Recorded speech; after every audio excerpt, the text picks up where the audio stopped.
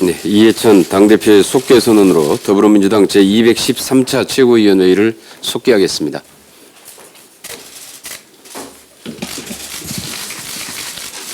제213차 최고위원회를 속개하겠습니다. 이해찬 당대표의 발언이 있겠습니다.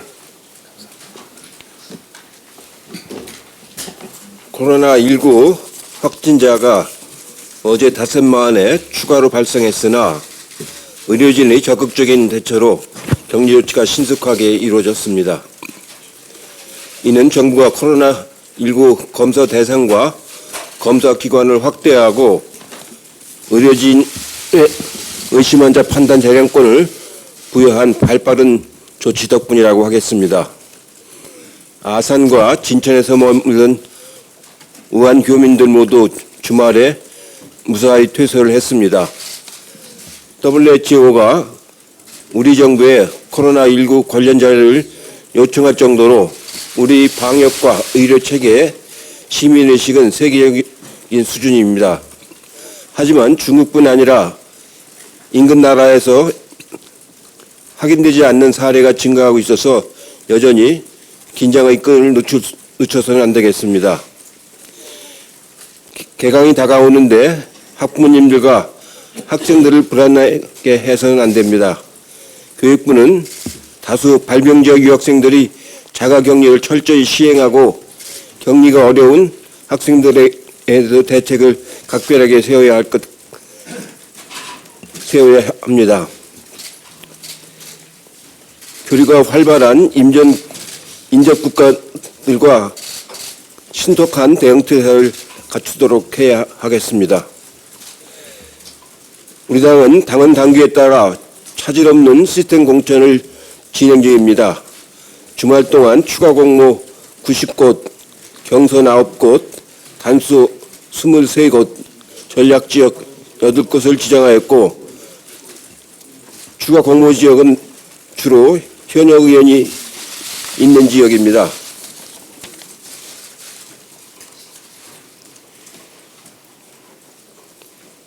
이번 공천에서는 공천 혁신을 언론에서 물갈이라고 하는데 사람을 대상으로 그런 용어를 쓰는 것은 적절치 않다고 생각합니다. 더구나 특정 지역 현역을 몰아내고 자기 사람을 심는 것은 혁신이 아니라 구태 공천입니다.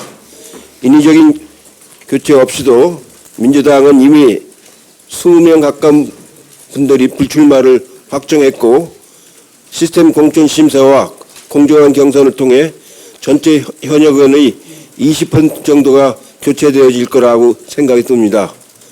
이런 질서 있는 혁신이 진짜 혁신 공천은요, 앞으로도 우리 정당들이 가야 할 길입니다. 마지막으로 한 가지 말씀드리고 싶은 것은 이번 총선에서 모든 후보들이 철저히 선거법을 준수해 주시기 바랍니다.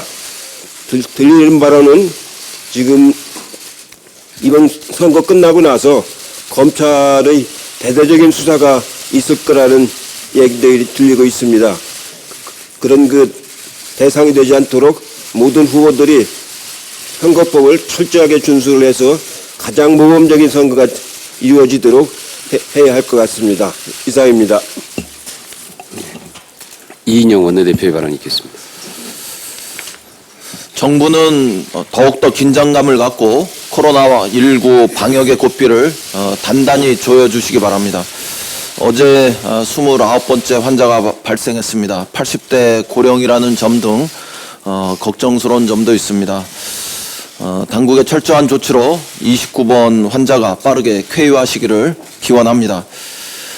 빠른 판단과 대응으로 감염이 우려되는 상황을 정부는 미연에 방지하고 있고 또 해당 병원 관계자들도 그렇게 해주셨습니다. 감사드립니다. 정부가 폐렴 환자로 검사 대상을 확대하는 등 방역 대책을 보다 강화하기로 한 것은 적절한 조치로 보입니다. 다만 29번 환자의 감염 경로가 파악되지 않고 있어서 여러 가지 우려도 나옵니다. 역학조사 등의 조치를 서두르고 감염원과 동선을 확인해서 국민들의 불안을 걷어내고 병원 감염 우려에 대해서도 만전을 기해 주실 것을 거듭 당부드립니다. 1, 2차 우한 교민들이 모두 건강하게 집으로 돌아왔습니다. 짧지 않은 격리 기간 동안 생활의 불편함을 견뎌낸 교민들에게 위로의 말씀을 드립니다. 아울러 격리 생활을 꼼꼼히 살펴주셨던 정부의 합동지원단과 특별히 교민들을 따뜻하게 감싸주셨던 아산과 진천의 주민들에게 깊은 감사의 말씀을 전합니다. 일본의 크루즈선 내에서 상황이 하루가 다르게 악화되는 가운데 정부가 귀국을 희망하는 우리 국민들을 국내로 이송하기로 결정한 것을 다행스럽게 생각합니다. 민주당은 국민을 위기에서 구출하는 우리 정부의 결정을 환영합니다. 우한 교민들이 가정과 일상으로 돌아갔듯이 크루즈선에 계신 우리 국민들도 무사히 가정과 일터로 돌아갈 수 있도록 뒷받침하겠습니다. 교육부는 어제 중국인 유학생들의 관리 대책을 발표했습니다. 개강에 앞서서 격리 대책을 비롯해서 세심한 후속 조치가 매우 중요하다고 생각합니다. 교육당국은 현장 상황을 실시간으로 점검하면서 더욱 면밀하게 관리해 주실 것을 당부드립니다. 코로나 충격으로 민생 경제의 한파가 지속되고 있습니다. 선거를 앞두고 있지만 우리 당 역시 민생에 먼저 집중해야 합니다. 당면한 실물경제 해법은 물론이고 저성장과 양극화, 고령화 문제 등을 해결할 비전을 제시하는 것도 당연히 집권 여당의 책무입니다. 그러나 지금 우리 당이 보통 사람들의 먹고 사는 문제에 대해서 집중하고 있는지부터 되돌아보게 됩니다. 최근 우리 당으로 하여금 더 겸손한 자세로 국민의 목소리에 귀를 기울여야 한다, 이런 지적이 나오고 있습니다. 민심의 귀를 더 열고 경청하면서 민생을 챙기는 집권 여당다운 모습을 더 많이 보여드리겠다는 약속을 드립니다. 우선 당장 방역만큼 중요한 것이 우리의 일상과 경제를 지키는 일입니다. 강제 휴업, 사업장 폐쇄 등으로 일자리가 중단된 임시직, 일용직, 시간제 노동자들에 대한 대책이 필요합니다. 복지시설의 일용직 근로자, 또 공공기관 프리랜서 강사 등도 갑작스런 휴관으로 경제적 어려움을 호소하고 있습니다. 대면 수업 기피로 인한 학습지 교사들의 생계도 심각한 문제입니다. 정부의 선제적이고 촘촘한 민생 대책 지원이 필요합니다. 정부 각 부처는 민생의 사각지대가 없도록 피부에 닿는 세심한 민생 대책 마련에 더욱 나서주시기를 부탁드립니다. 민주당은 2월 임시국회에서 국민과 또 우리 민생의 일상과 또 경제를 회복하기 위한 정부의 선제적인 지원책 마련을 적극 뒷받침하겠습니다. 오늘 새로운 제1야당이 탄생한다고 합니다. 창당을 축하해야 하는데 쓴소리를 할 수밖에 없어서 안타깝습니다. 새로 창당하는 제1야당에는 새 인물도 새로운 비전도 잘 보이지 않습니다.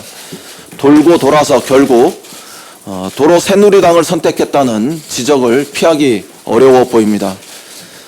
최근에 자유한국당은 며칠 사이에 정당을 2개나 만드는 역대급 창당 비즈니스에만 열중하고 있습니다. 보수의 미래를 향한 최소한의 진정성이 있다면 자유한국당은 반복적으로 새로운 정당을 만들면서 국민의 시선을 끌기보다는 당원도 없고 강령도 없고 사무실도 없는 사실상 산무 가짜 정당인 미래한국당부터 정리하셔야 한다고 생각합니다. 이상입니다. 이어서 박주민 최고위원의 발언이 있겠습니다. 예, 아까 대표님께서 말씀하시기도 하셨는데요. WHO에서 우리 정부에 코로나19 관련된 역학조사 자료를 요청했다고 합니다. 이것은 우리 정부의 대응 태세가 세계적인 모범 사례로 인정된 것 아닌가 생각됩니다. 이런 성과를 알 수 있었던 것은 당연히 현장 의료진과 방역 관계자들의 노고가 있었기 때문이고 또 시민분들의 뛰어난 시민의식과 협조가 있었기 때문이라고 생각합니다. 국회도 이렇게 현장에서 애쓰시는 국민과 의료진에 부끄럽지 않게 2월 국회에서 코로나19 극복 및 그로 인한 국민경제 피해 최소화를 위해서 함께 노력해야 할 것입니다. 지난 금요일입니다. 2014년 세월호 참사 당일 박근혜 전 대통령의 행적 관련 보도로 박근혜 전 대통령에 대해서 명예훼손을 했다라고 재판에 넘겨진 갓도다스야 전 사케이 신문 서울지국장의 재판을 맡은 재판장인 이모 부장판사로부터 판결 선고를 위한 구술본 내용을 미리 보고받은 뒤에 이를 수정하도록 요청했다는 혐의 등으로 기소된 임성근 당시 형사수석부장판사에 대해서 무죄 판결이 내려졌습니다.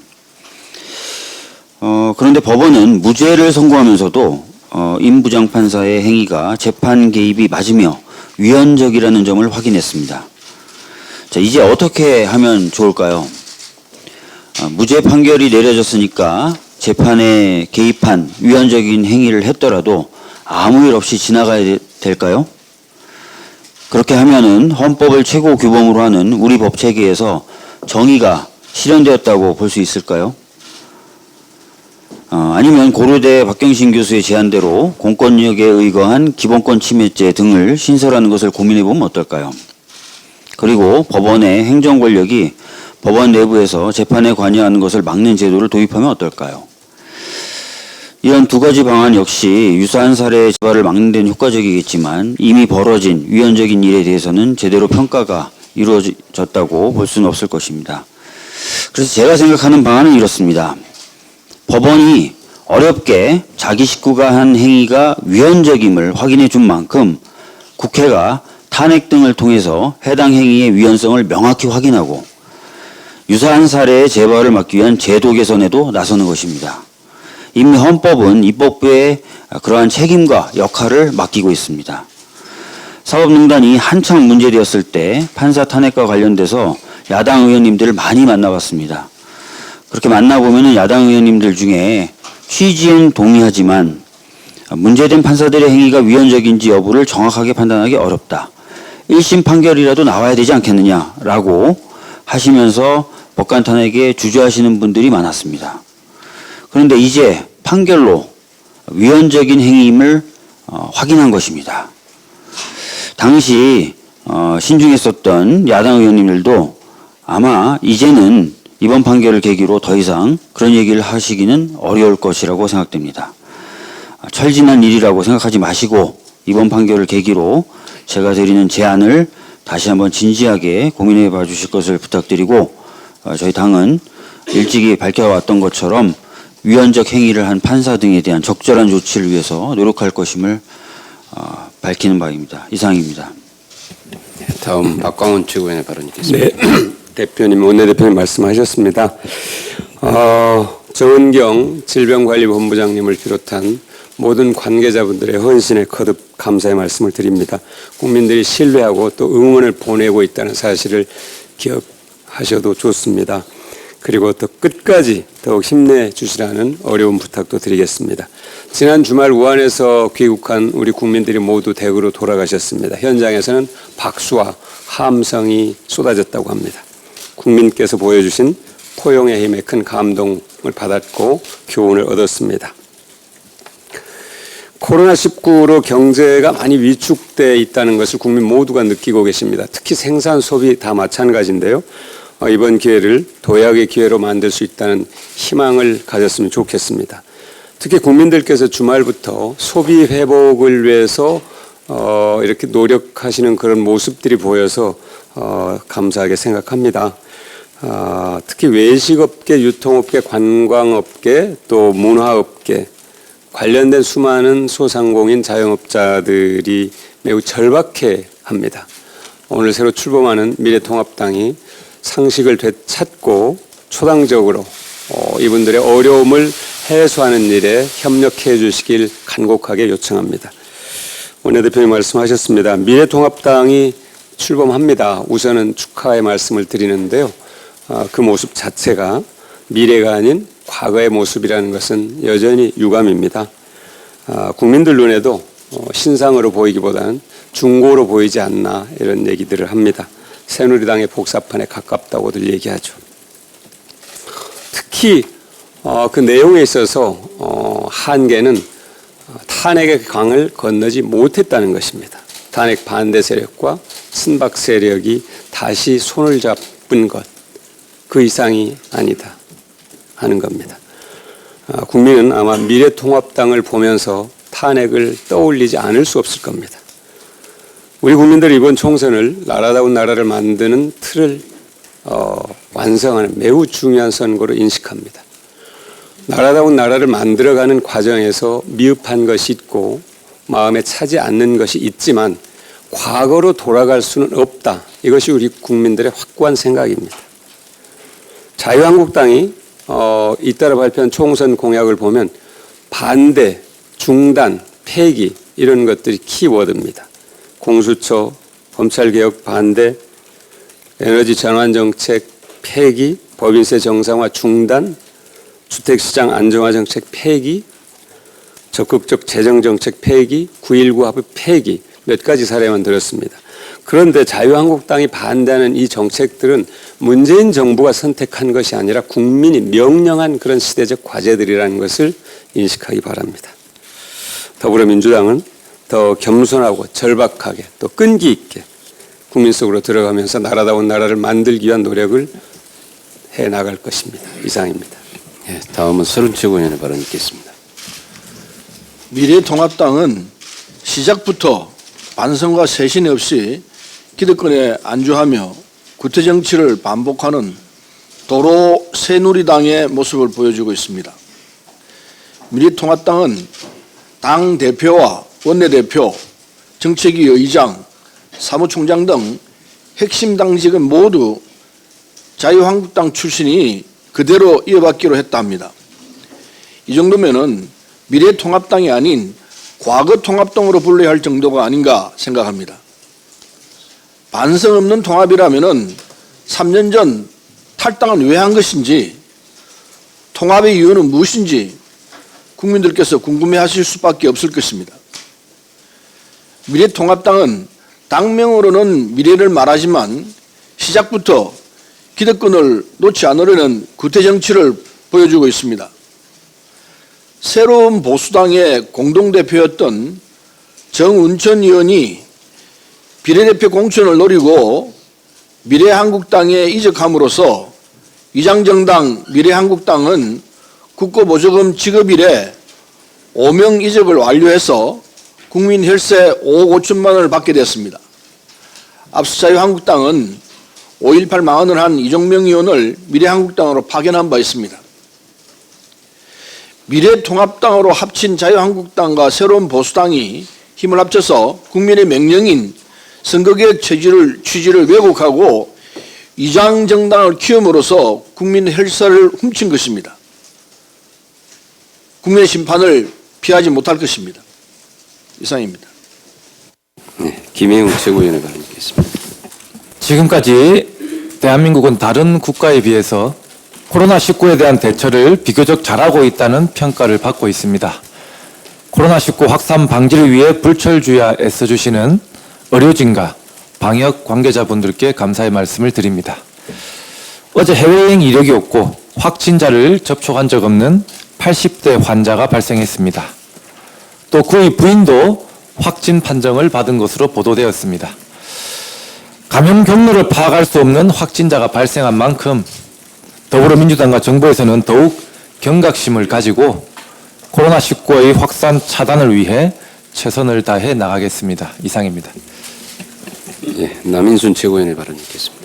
네, 한강에서 투신자 수색 중에 불의의 사고로 순직하신 고 유지호 경위의 고귀한 희생을 애도하며 명복을 빌며 유가족분들께 깊은 유례의 마음을 전합니다. 오늘부터 30일간의 회기로 2월 임시국회가 열립니다. 감염병 대응을 위한 검역법과 의료법, 감염병 예방관리법 등 코로나 3법을 조속히 처리해야 합니다. 코로나19에 대해서 긴장을 늦추지 말고 국내 추가 유입을 차단하고 지역사회 확산을 방지하는 데 총력을 기울여야 합니다. 하지만 29번째 환자는 해외여행 이력이 없고 확진 환자 접촉도 확인되지 않아서 정부의 방역 감시망 밖에서 발생한 첫 환자입니다. 코로나19가 증상의 경미에도 전파력이 높아서 국내에서도 지역사회 감염 위험성이 큰 만큼 방역 대책에 더욱 만전을 기해야 할 것입니다. 또 일본의 경우 일본 크루즈 확진자 355명을 포함해서 확진자가 411명에 달하며 역학적 연관성이 확인되지 않은 확진자가 20여 명에 달하는 것으로 파악되고 있습니다. 일본에 대해서도 지역사회 전파 상황을 예의주시해야 하며 필요하다면 일본에 대해서도 오염지역으로 지정해서 특별 입국 절차를 시행해야 하는 것도 검토해야 할 것입니다. 한 가지 더 말씀드리겠습니다. 민주당은 표현과 언론의 자유를 위해서 과거 권위주의 정권에 맞서 투쟁해온 정당입니다. 임미리 교수의 컬럼이 아프게 합니다. 민주당이 앞으로 더 잘하겠습니다. 더 낮은 자세로 국민 여러분과 지속적으로 소통 공감하면서 민생을 최우선으로 챙기고 정의롭고 공정한 대한민국을 위해서 애써 나가겠습니다. 이상입니다. 이수진 최고위원의 발언 듣겠습니다. 이번 2월 임시국회는 4.15 총선 이전 마지막 국회입니다. 무엇보다 이번에는 코로나19 대책과 민생개혁 법안이 중심되어 그 어느 때보다 시급한 과제가 남아 있습니다. 이번에는 국민들의 위축된 경제와 민생을 해결하는 민생국회가 될 수 있도록 야당의 협력이 절실한 때입니다. 고용노동부의 주 52시간제 상한 현장 안착을 위한 보완 대책에 노동계의 우려가 큰 상황입니다. 노동시간 단축을 무력화시키는 것이라고 양대 노총이 함께 이야기하고 있습니다. 보완이라 하지만 주 52시간 한도의 근간을 해쳐서는 안 될 것입니다. 2018년 7월 도입된 주 52시간 한도 제도는 워라밸 실현을 위해 야심차게 추진한 국정과제입니다. 이미 부작용을 줄이기 위해 시행유예기간과 탄력근무제 도입 등 노동법에 규정하기도 했습니다.